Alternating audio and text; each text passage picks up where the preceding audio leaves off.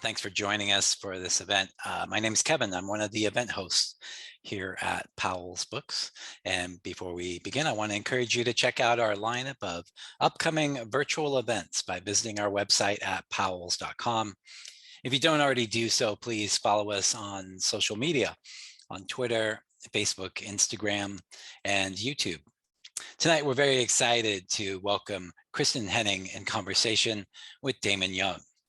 Drawing upon 25 years of experience representing Black youth in Washington, D.C.'s juvenile courts, Professor Kristin Henning confronts America's irrational, manufactured fears of these young people and makes a powerfully compelling case that the crisis in racist American policing begins with its relationship to Black children. In The Rage of Innocence, How America Criminalizes Black Youth, Henning explains how discriminatory and aggressive policing has socialized a generation of Black teenagers to fear, resent, and resist the police. And she details the long-term consequences of racism they experience at the hands of the police and their vigilante surrogates. She makes clear that unlike white youth who are afforded the freedom to test boundaries, experiment with sex and drugs, and figure out who they are and who they want to be, Black youth are seen as a threat and are denied healthy adolescent development. Especially in the wake of the recent unprecedented worldwide examinations of racial injustice and inequality, The Rage of Innocence is an essential book for our moment. Kristin is joining us tonight from Tacoma Park, Maryland, and she will be joined in conversation by Damon Young. He's the founder of VerySmartBrothas and a writer at Vanity Fair, GQ, and the New York Times, and also the author of What Doesn't Kill You Makes You Blacker, a memoir in essays. He's joining us tonight from Pittsburgh, Pennsylvania. And this evening's event includes an audience Q&A. Please use that Q&A button at the bottom of your screen for the questions. You can ask a question at any time during the talk. And if someone has typed a question that you'd also like to know the answer to, you can upvote other people's questions by clicking the thumbs up button.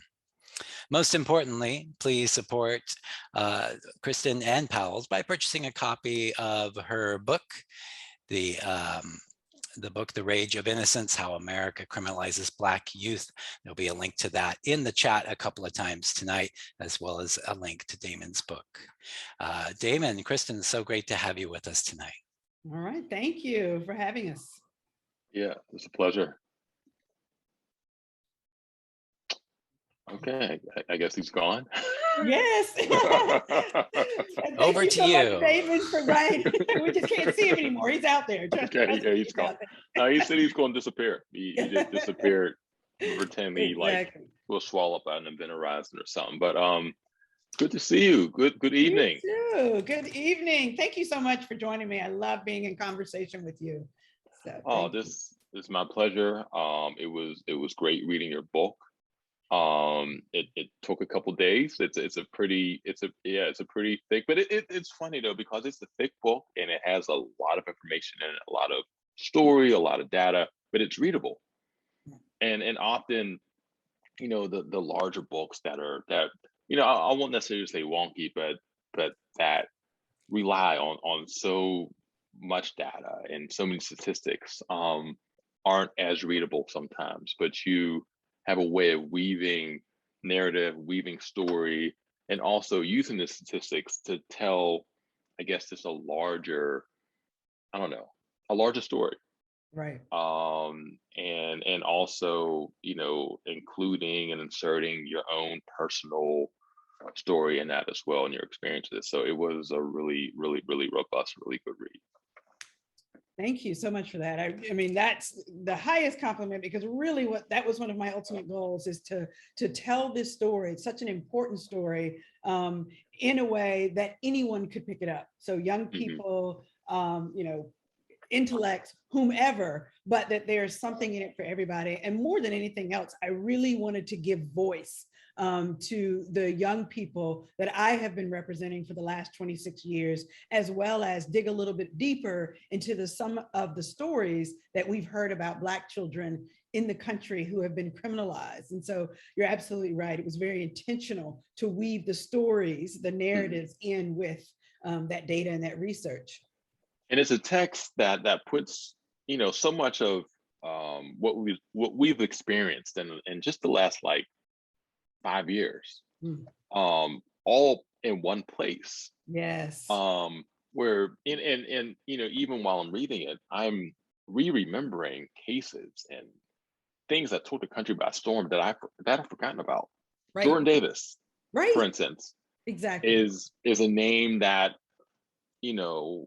was unfortunately one of the many names that have been the the focus of social justice movements, but there have been so many more Jordan Davises since then that his name and his case just completely just slipped my mind until I read this again. It's like, oh, holy shit, yeah, Jordan Davis.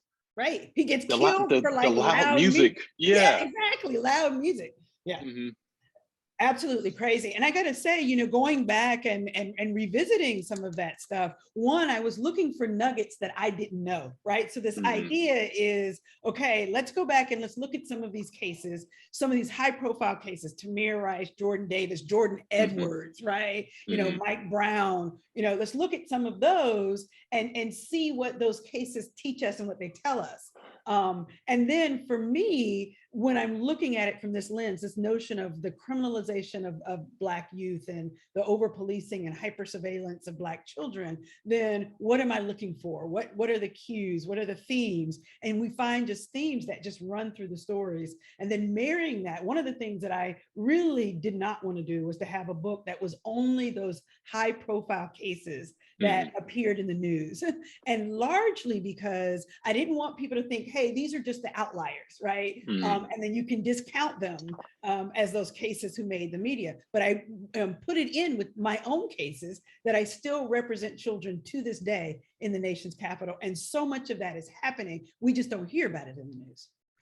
Yeah, no, I'm glad you said that. Well, actually, I'm kind of mad at you for saying that because you took away one of my questions. Oh, man.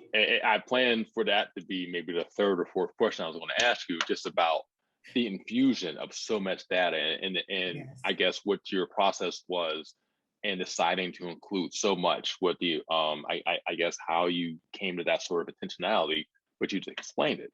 And again, I anticipated that would be your answer, is that you provide so much context and information and anecdote and experience that anyone that you cannot say, oh, this was just an exception, right? Or that you negate that argument with your book. Anyone who comes to your book in good faith cannot have that argument anymore. That's right. That these are outliers, or these are, rogue incidents, rogue cops, or rogue civilians, who hurt and criminalize Black children. There's absolutely no way to do that. That's right.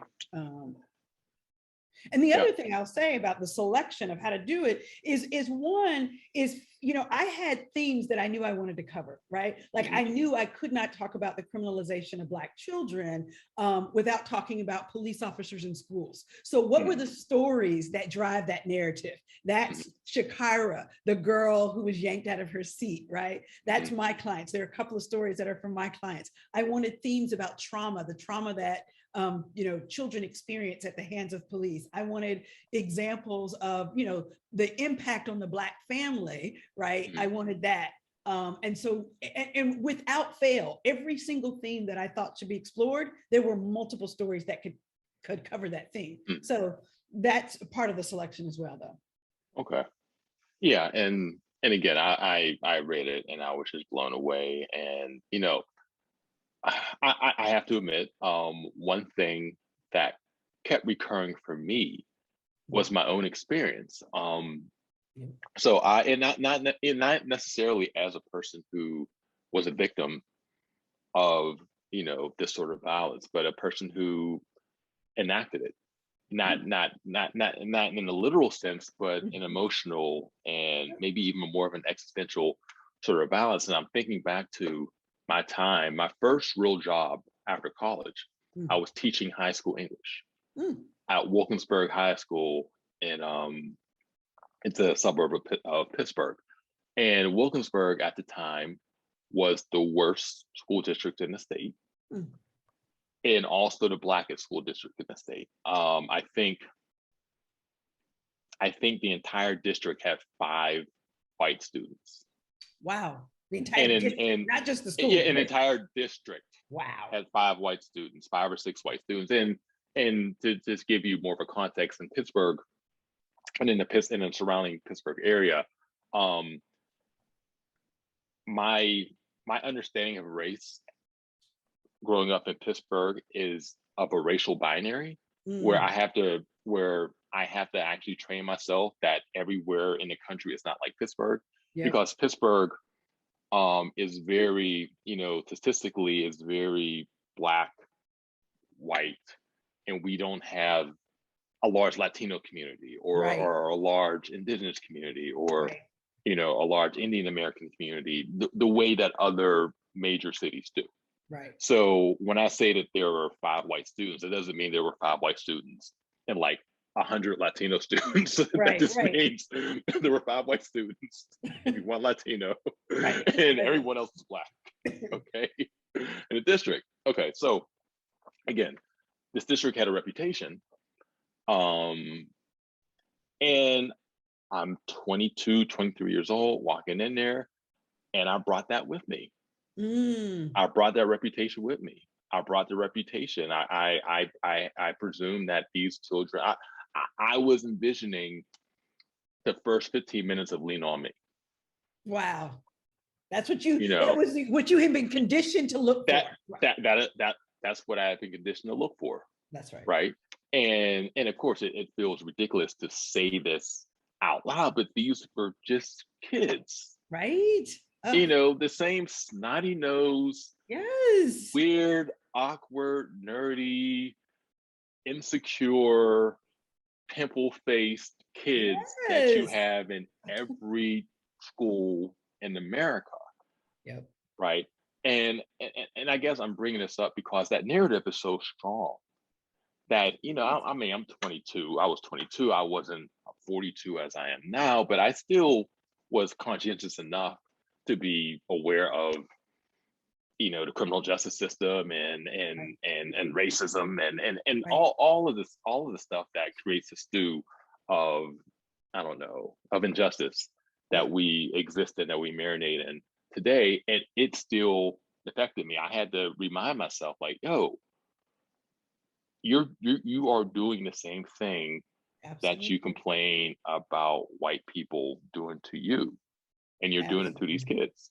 Absolutely. You've really said a word. I mean, that is just such a powerful story and an admission that I wish we would all make, right? And I say this all the time. It is not just a black and white issue. This issue is relevant or prevalent within the Black community to this day, right? If you're a Black person, you're walking down the street, you see a Black kid, you are so indoctrinated with fear that you presume that the child, might rob you on the street. Where do we get that from? This notion, I just love it. You walk into a school and you realize, wait a minute, these are just kids, not those kids, like every other child all over the United States of whatever race, whatever class.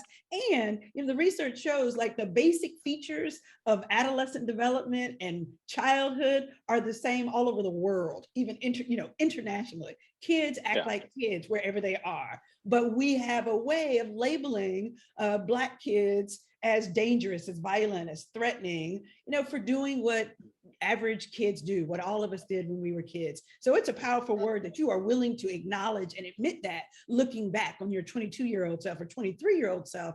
And the truth of the matter is at 40, at 45, at 50, Black folks were still doing it to our Black children. And so we become complicit in it. And I say, it's a part of that historical legacy. America has a long history of failing to see Black children as children and have done so in some very intentional ways by perpetrating some very intentional narratives about Black children to justify, right, the suppression of Black America. So the killing of Emmett Till at the age of 14, in order to justify a lynching like that, you've got to paint him, right, and all the other Black people who are lynched, you've got to paint them as a threat to white America, right? And then once you do that, that legacy, that narrative lives on. And it certainly recurred in the 90s when we had the super predator myth. Everybody remember that all over the newspaper. That was a very intentional narrative, notwithstanding a temporary uptick in crime. It was a very intentional narrative that was used by politicians for their own political gain, the manipulation of race and crime. So we've got, super predator myth, and that stuff lives on in the psyche of all of us, even Black folks. And so it's a powerful statement you made. Yeah, I mean, and even some of the conversations I'll witness or even be a part of about parenting and about corporal punishment, and some of the justifications that people who believe that corporal punishment is still that you should spank your kids or physically reprimand your kids, and you hear the justification. It's like, well, black kids are harder. You gotta do a bit more to get through to them. It's like that, and again, that's part of the narrative. It's part of the narrative. That's part of the narrative that we, that we are somehow both sub and superhuman at the same time. Right. Yes, it's so true. Actually, it's so funny. I was just doing a training today, with some attorneys on, implicit bias. And we're talking about the ways, dehumanizing language and all the categories of dehumanizing language. You've got the supernatural, superpower people, right? The subhuman. And then you've got like the environmental disasters, like, a wave of immigrants or, a tsunami of crime. And it's like everybody, we're all compared to some inanimate object or some inanimate piece, but it's all dehumanizing, right? It's all dehumanizing. So yeah, definitely. And one point that you bring up, and this is actually a point that I remember a friend of mine, another sociologist, I can't think of her name right now, who brought this point up too, about how when the criminalization of Black children also connects to the under criminalization of white kids, right? Where white kids, it's not even necessarily that white kids are treated fairly, right? It's that white kids are given an oversized, overcorrected benefit of the doubt. Nice. And your work touches on that too. Yes. Absolutely. I mean, this notion of boys will be boys, right? Like the whole conversation we've had at the political level, the national level, and then just on the ground level, boys will be boys is a concept of privilege. It's about privilege and power, right? Male privilege, race privilege. And it is not, and it's exactly what you said. It's an oversized, excuse or justification, and it plays out in so many ways. Plays out in the, in the ways in which white boys are taught, not even allowed to, but taught that it is appropriate, to be sexually aggressive, right? That's a part of the language and the teaching. And what's so tragic about that is, in particular, like we think about athletes, right? I don't mean to stereotype. This is exactly what my book asks you not to do. But you think about athletes, right? And all the ways in which they are so often given license or freedom to engage in aggressive sexual behaviors towards women, right? But Black athletes find themselves, thinking that it's okay for them to do it too, only to be caught up. So I think back, and I talk about in the book, like Marcus Dixon, football player, right? Has consensual sex with a white girl in Georgia, and he's caught up. And it's a part of that whole, language about what's appropriate and what's not appropriate. So it's definitely an oversized excuse. One other example, you remember Ethan Couch, the affluenza defense, that because he's so privileged, that he never learned boundaries. It's just these excuses that we're willing to make are really problematic. And they send the wrong message, right? Yeah, and the messaging, the messaging can be destructive. And people believe, I guess, in the notion of positive stereotypes, right? But even the quote unquote positive stereotype can be disruptive and can be destructive. And I'm thinking specifically of okay, Black boys, Black male, Black athletes are, okay, well, you're like the alpha athletes, Right. you're supposed to be virile, you're supposed to be hyper heterosexual. Right. And some people consider that, well, wouldn't you rather be considered that than be considered weak or be considered, you know, impotent or whatever? But if you have any sort of conscientiousness, any sort of conscience, and you recognize that, okay, this is the expectation that people have of me, but I don't want to do this, then it can create this tension where you're wondering, okay, is something wrong with me? Right. Am I built the way I'm supposed to be built? And again, it's just another example of how that ubiquitous, you know, nefarious narrative, you know, has a way of infecting us and affecting the way that we perceive things, the way we treat people, the way we interact with people. And, you know, even, I guess, switching lanes a little bit, you know, you talk a bit about how dress is policed, and how the way we police dress is racialized. And I'm thinking specifically about, again, going back to when I was teaching, and there was a 9th grade student who was 9th grade girl who was mature. I'll just say that. Okay.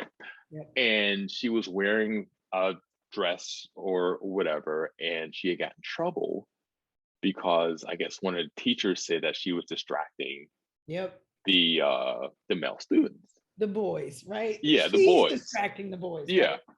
Right. But the girl, and I'm so glad that she did this,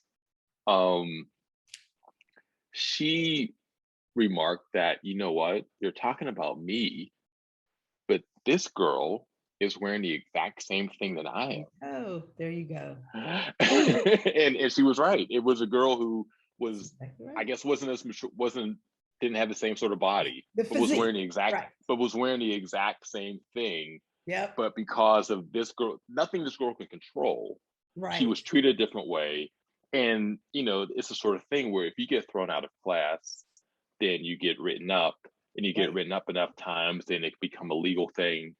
Or if you don't leave the classroom fast enough, and security may be called. And so you have this little girl who could end up in a system based off of something she has absolutely no control over, and just our own, I guess, you know, problem with being susceptible to this, I don't know, to this terrible, violent narrative. Absolutely. I mean, and so a couple of things that as I'm listening to you, and I'm not calling you old, but how long ago is your story, right? So you're thinking about when you were teaching, right?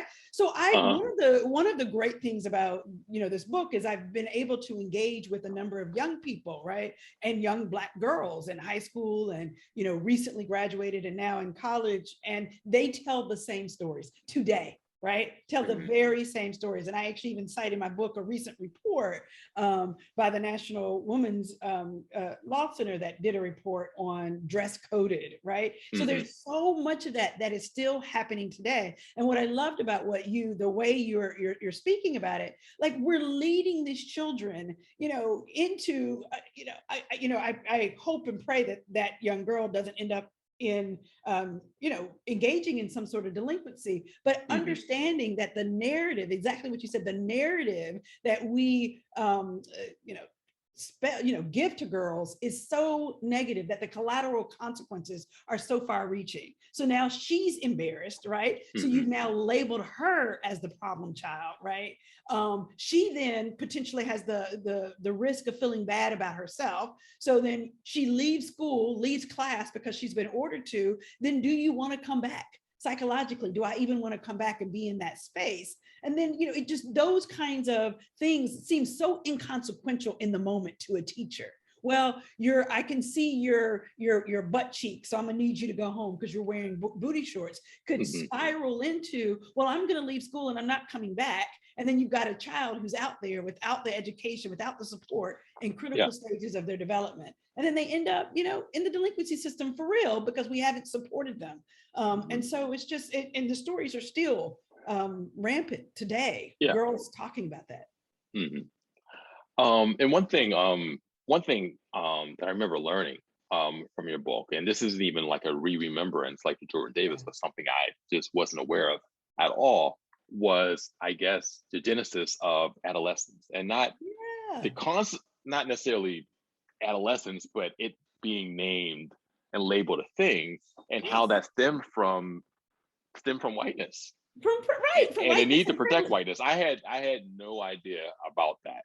Yeah. And I'll tell you, before I started writing the book, I didn't either. And that was actually probably one of the first things that I learned in the research for this book, which is now, obviously been a few years ago at the starting, was the evolution of adolescence, right? Truly before, the Industrial Revolution, we thought about childhood, or we thought about development in two stages, which is just childhood and adulthood, right? We didn't think about that middle stage. And in fact, now I think all of us probably on this call take adolescence for granted, but it's a relatively new concept. If you look at the Google word search, you'll see that the word adolescence really did not become popular in the United States until like the 50s and the 60s. But I mean, the whole notion of this interim period of adolescence started because during the Industrial Revolution, parents realized that the job market required skilled labor. And so they wanted to give their children a better opportunity to get those jobs. So they held them back from the field and sent them to school. So we see an increase not only in public school attendance, but we now see an increase in colleges being opened, and enrollment in college increasing, and professional schools opening. But who gets those positions? Who gets that luxury, right? The luxury of adolescence. It's white folks, right? It's white folks who are able to keep their kids home and send them out to school. And so adolescence, from its very inception, was meant to protect white children and to give them greater opportunity. And so we see like sort of the deprivation or the denial of the opportunities of adolescence and the privileges of adolescence of Black children today through the criminalization, right? So and nowhere is that more clear than with the story of Eric, which bookends your book. And and for people who haven't read the book, Eric that's a pseudonym. I'm presuming. Yeah, it is. It's a pseudonym. All of the names are pseudonyms. Yeah. Yes.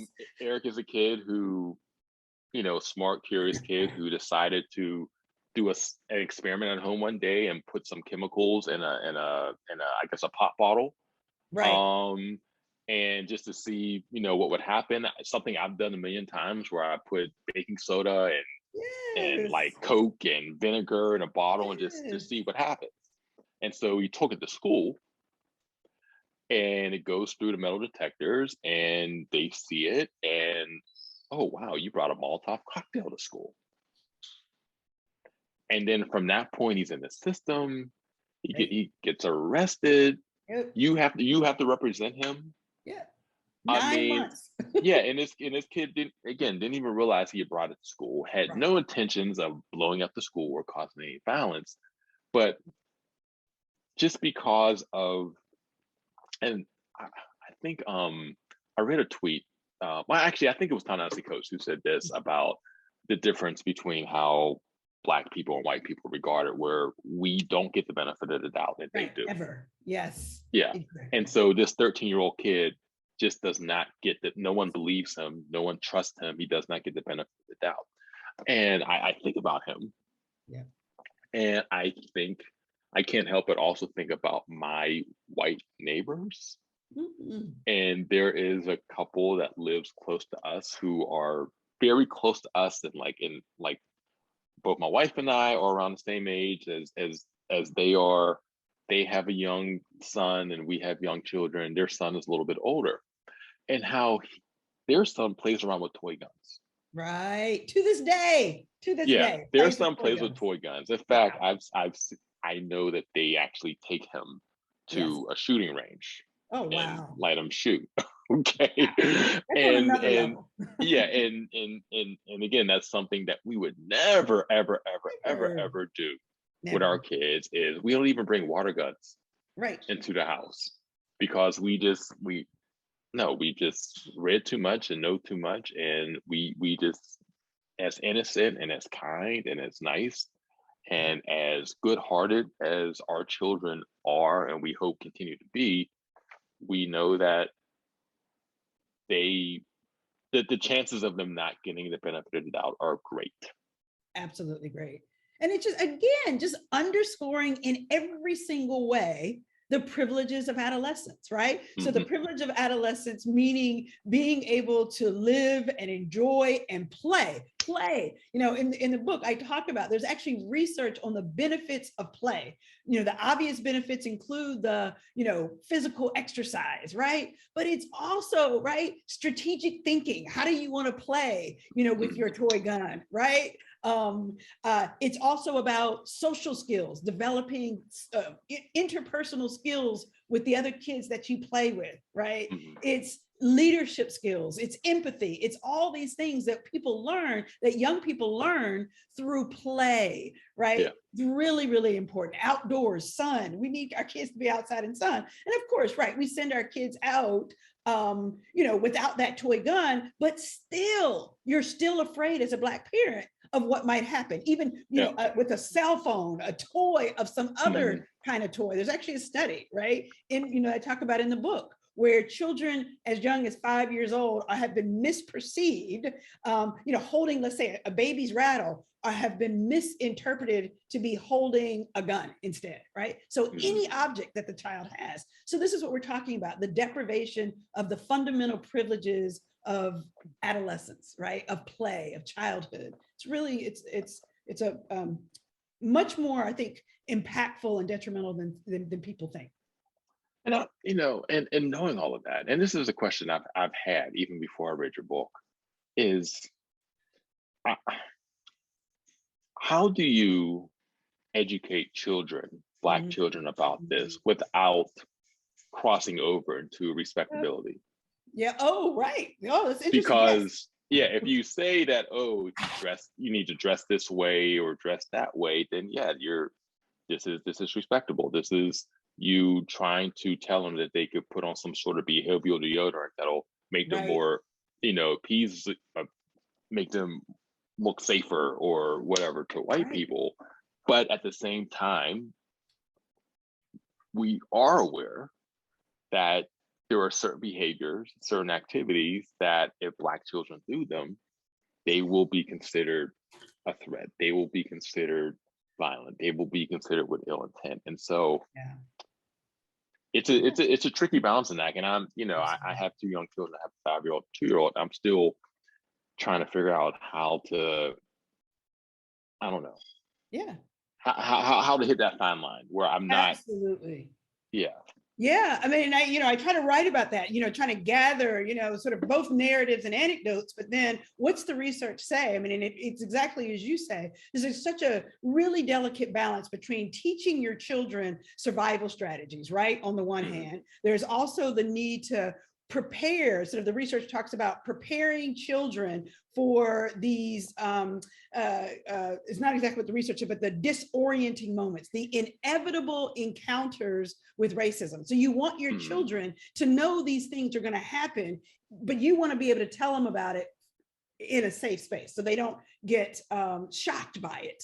In school or in the community or something like that. So you want to do that, but at the same time, you don't want to over prepare your children, right? Such that they are completely afraid to go out and about, completely afraid to engage with white people, completely unwilling to believe that white people can be allies because they can, right? So, and particularly in this world in which we live, you've got to be able to navigate in all spaces, right? So it really is an extraordinarily difficult balance. But at the same time, right? So then there's this other challenge of the respectability politics. And let's be clear, as children get older, as Black children get older and become teenagers, and they read the history books, right? They recognize respectability doesn't work. Respectability is at times, you know, originated Right, Yeah. exactly, right. Yeah. It, started Yeah. as a survival strategy. This is how we're gonna Uh, get white folks to accept us. This is how we're gonna, prevent white folks from being afraid of us. Guess what? you know, in the civil rights era, right? Black folks wearing their Sunday suits can still be, water hosed and, attacked by the dog. So that's not gonna help. And I think, particularly Black children today who are learning to speak up and active in verbal and political protest, Black Lives Matter, like, you know what? Mama, daddy, no matter what I wear, I'm still going to be a target. And so, for being out of place, at wrong place, wrong time, it doesn't matter. And so I do think it's a really delicate balance. I mean, what I thought was really fascinating in some of the research that I found was that, one, it is indeed telling your children, hey, look, you got to survive, right? So do whatever you can to get home safe, given the talk, but you've got to offset that with, hey, look, I also recognize that you're complying with the police or doing whatever, you need to do to come home safe. It creates a psychological trauma for you. I mean, that's not the words you would say to your kid. I know it's harmful.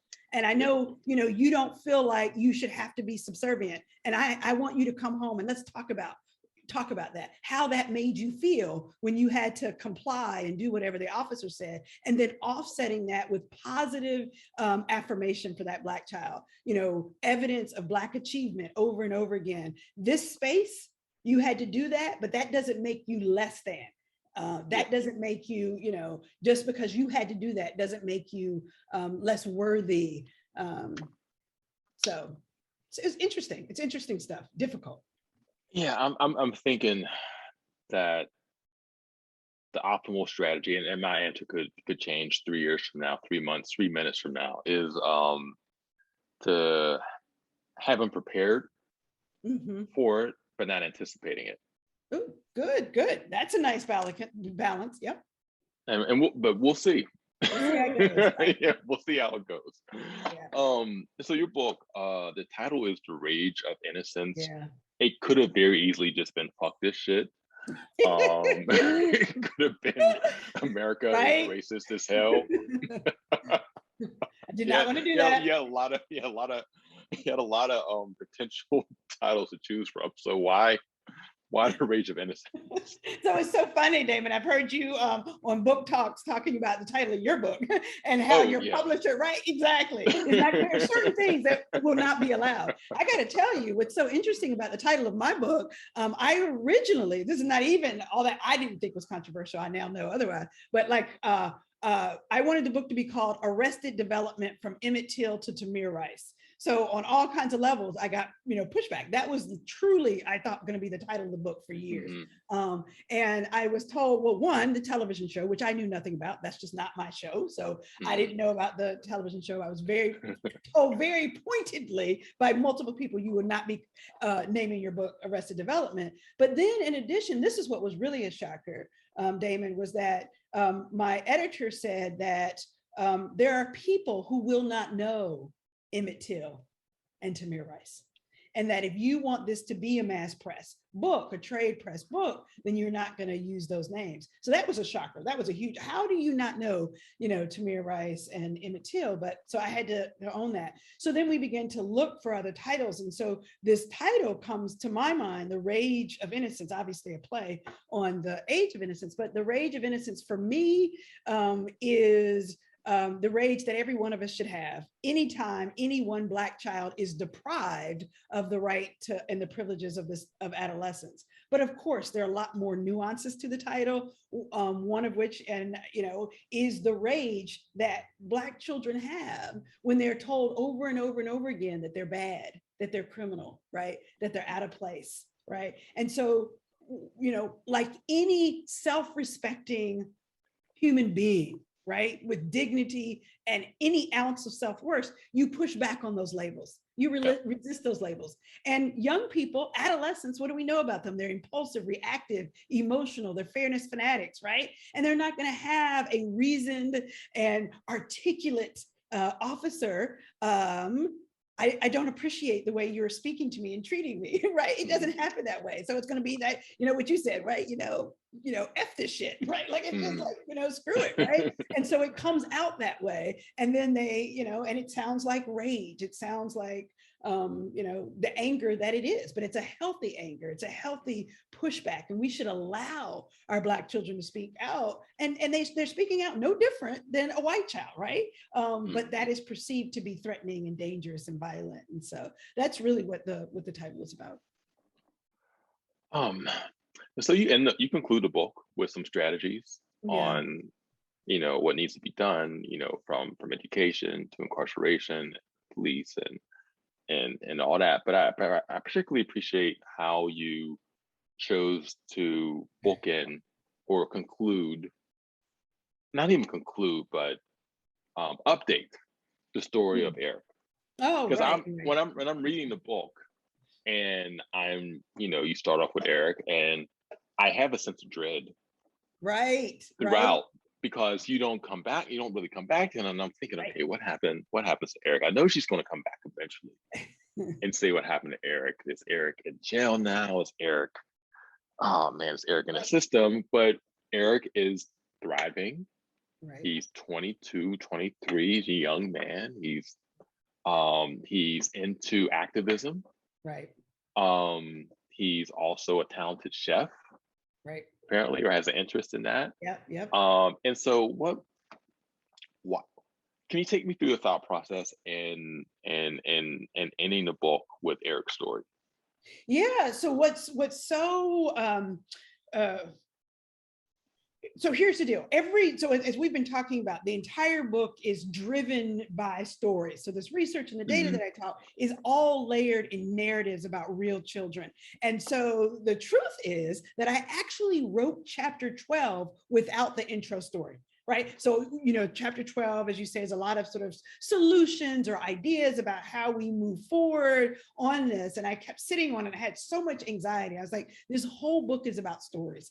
What are the stories that need to be told there? And I kept thinking to myself, I want to go and I want to find, one of my clients who I think, who could be a story of resilience, because chapter 12 is all about resilience of adolescence. And I'll say this to you, I had a lot of dread about calling any of my clients for a couple of reasons. One, their encounters with the criminal and juvenile legal system are triggering, right? It's traumatic. So the last thing I wanted to do to write a book is to go back and find a kid, to have him relive an experience, right? So that's that. Two, I've always been anxious, and I'm very, very careful. Every single story I tell is about a real live child. And though sometimes in some ways I felt like, are these my stories to tell?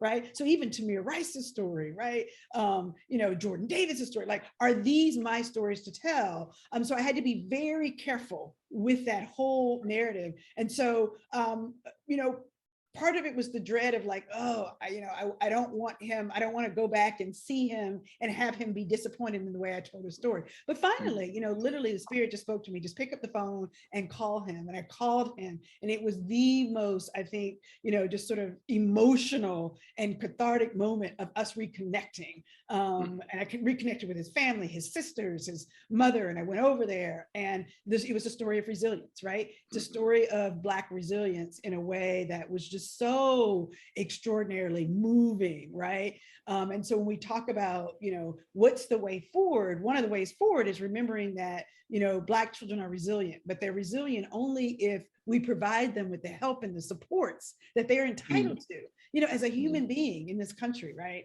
And so I think that's what he had with his family, who were just, his mother was always there for him when I was working with him as a teenager, and then working with him now. It's a very tight-knit family. So that was one thing, right? And then like getting opportunity, young people who get opportunity through vocational opportunities, like you said, him being a chef, things of that nature were really important. And then the third piece is this political voice, right? This activism was really critical, right? And I never thought about activism, sort of almost as an antidote, right, to all of the trauma that so many Black children experience. But just think about it. Why is there such this outpouring of activism over the last couple of years, of Mike Brown and Ferguson and all these places? Because the children need to speak out. And that's Yeah. healthy. I keep saying that it's healthy. It's what we want for young people. And so finding Eric, I always have to be careful not to say his real name, but finding, Eric was really, I couldn't have brought that together. I was already writing about youth activism in chapter 12 before I called Eric. I was already writing about resilience before I called Eric. And it was just, he was chapter 12. It was just amazing. Now, would you have included him if his outcome wasn't as positive? Oh, what a wonderful, wonderful question. I might have included him, but maybe not at chapter 12, right? Like he was truly the perfect, story for chapter 12. So, many, if not most of the stories that I tell don't have, sort of great outcomes, right? Even the telling of my own brother's story in prison. Those, so many of those stories don't have good outcomes. I talk about children who are evicted from their public housing and their entire families are out on the street. And so I probably would have told Eric's story, but not there. Yeah. Okay. Yeah, it's a good question. Yeah. Speaking of questions, let me get into some of these questions. Let me see. And if you have any questions, please leave them in the Q&A section, which should be pretty accessible right here. First question, is clothing for Black male adolescents policed in a similar way as that young woman's clothes were? Could hoodies be an example? In the case of the young woman, part of the problem was that the girl was held responsible for the problem when the male students were not, for objectifying her. That's right. So this ties into the objectification of female bodies in addition to the objectification of Black bodies. Absolutely. So there's absolutely two sets of questions there. So the answer is, with regard to the first one, Black boys are unequivocally policed in the same way for their clothing. And absolutely, I wrote a whole section on the hoodie. And in fact, before I wrote the book, I was going to write an essay on the hoodie. And I was like, yeah, you know what? This is just going in a book instead of, right? And then you begin to research, where did the hoodie come from, right? And it was the old athletic, the company we now know as Champion, Champion Athletics was the first hoodie that was ever made. And think about, white woman going to yoga, wear a hoodie, right? Everyone wears hoodies. Hoodies are, because they're amazing. Oh, exactly. It's the best piece of clothing that exists. Absolutely. Yeah, everyone wears the hoodies. Everyone, and particularly in the pandemic, have we not increased our hoodie wearing in the pandemic? I certainly have. I live in a hoodie right now, right? And so, right, but absolutely, the hoodie, the Black, and what I talk about, the essay that I wanted to write was from the white hood to the Black hoodie. Right. And so the white hood being obviously, the KKK. And that's, how, just a sign of privilege and entitlement, but yet the Black hoodie is a sign of danger and became the icon of, Black adolescents, to be quite frank, right? And so that's a perfect example, but also sagging pants. This is really okay, look, I don't want to see anybody's underwear either, but to be clear, the response isn't to arrest someone, to make it a criminal violation on the books for which you can be arrested, right? Thereby increasing the contact between police officers and young people. And really what I talk about in the book is that sagging pants, honestly, are the only type of clothing that we could think of in history that on the books were outlawed, that have been outlawed, right? Mm-hmm. So think about, in contrast, all of the all Black attire that young white boys used to wear in the goth era, the goth fad of the 1980s. And that was associated with killings and mass, violence. And yet, and still, we never outlawed the clothing. Think about the hippie era, right? With, weed and other hallucinogens, right?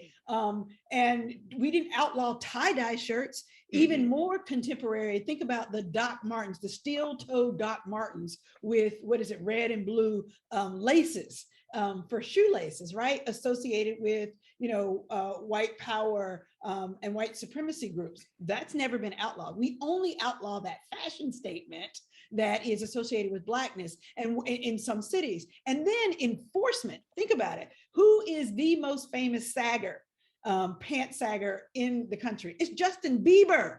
Justin Bieber, just as late as January 2020, said on the record, my pants will stay sagging, right? But he's an icon. He's a fashion icon, you know? So don't get me started. So yes, the answer is absolutely Black boys. They're also, you know, folks The who hair, remember yeah, the hair. the hair's that thing, yeah, too. All of it. It's not just girls. You know, we talk about girls because it is, you know, they're uniquely targeted, embarrassed, and harassed. And objectified, just as the question said. And that's why I talk about girls a lot with the clothing, but boys are definitely, Black boys are too. And you're absolutely right. Again, it's this hypersexualization of Black girls. And so instead of addressing the objectification of girls by those Black boys, instead we go after the Black girls. And so it's really, it's painful. It's painful for them. And they talk about it very candidly. I was on a panel on Monday night with a group of girls. Is that right? Was today? I'm losing track of the days, but or last week, and they were talking about the same thing just this last week. Yeah. And in the example I brought up with Wilkinsburg High School, if I recall, and again we're talking 20 years ago, so my memory might be a little fuzzy, but the problem was, I mean, the boys in the classroom weren't even like gawking and making comments. The teachers were anticipating the boys making those comments. Right. So it wasn't even necessarily the date that the boy, and again, there might've been stuff happening that I just didn't see, maybe stuff at lunch, maybe stuff on the way to school, whatever. But as far as what I saw in the classroom, it wasn't that the boys were distracted, it was the teacher. Yep. Who was distracted. Absolutely. Who was distracted. and ends up almost criminalizing, you know, this young girl because of their own anxiety or their own neuroses or issues or whatnot.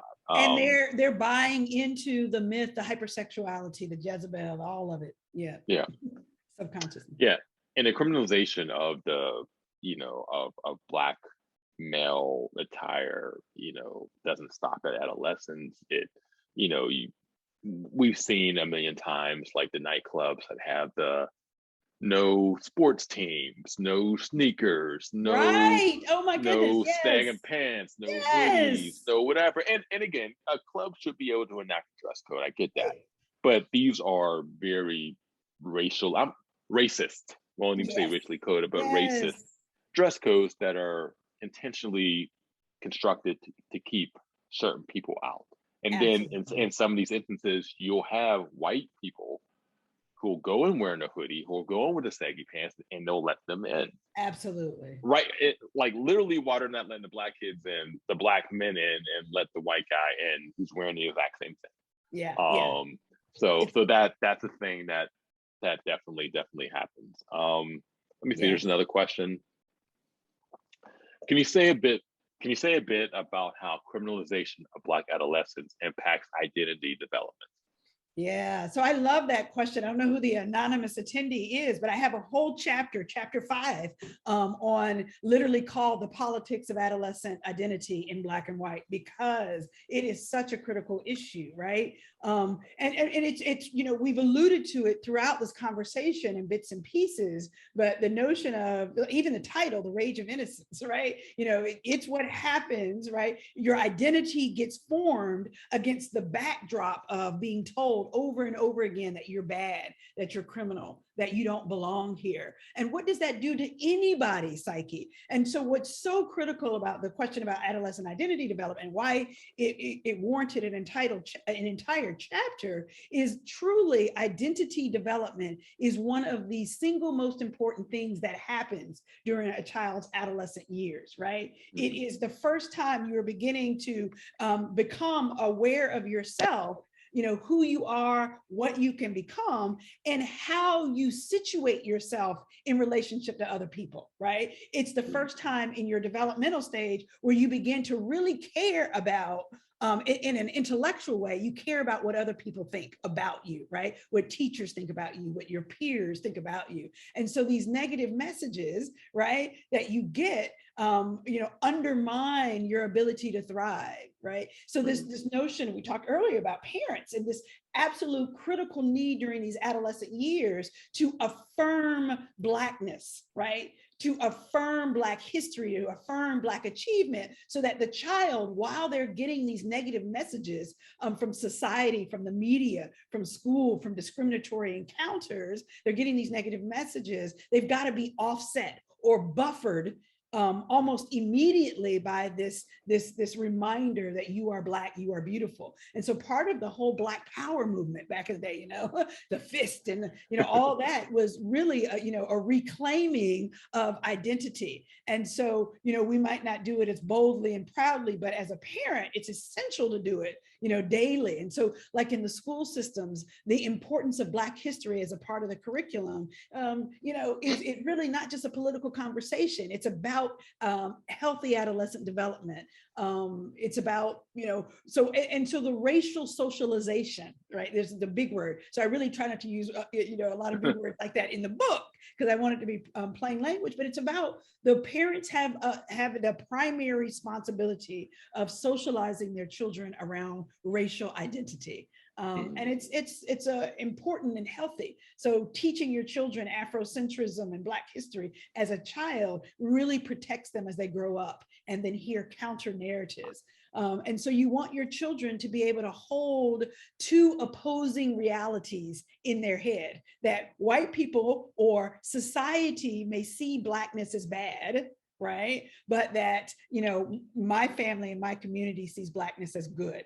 And then I'm able, as a healthy person with a healthy identity, to recognize the tension, but to decide for myself that Black is beautiful. So it's really important. I play out that with kids. I mean, you see some real stories where, my clients, have been confronted with police officers who, want to make fun of them, in racialized ways. And they speak up, wait a minute, no, Black, they come back at the police officers. No. Black people are smart. And you're like, why is this happening in the middle of an arrest? But it's because that child has been told at home, even if I get confronted and diminished in this way, that I'm going to speak up for my Black identity. And it's like, okay, I appreciate that. Yeah. We don't have any more questions. Yep. Kristin, I want to say that I feel like I know everything because that's just my personality, but then I read your book and I'm like, actually, no, I don't know everything. There are so many things I don't know. Which is amazing, right? As a Black man who's lived this reality, and there was still something to learn in that book. So I appreciate that. That might be. Yeah, right? I mean, it was an eye opener. It was a synthesizer too, and just the way it just, it connects the, what happens in the schools, what happens with the clothes, what happens with the police, what happens with the judges.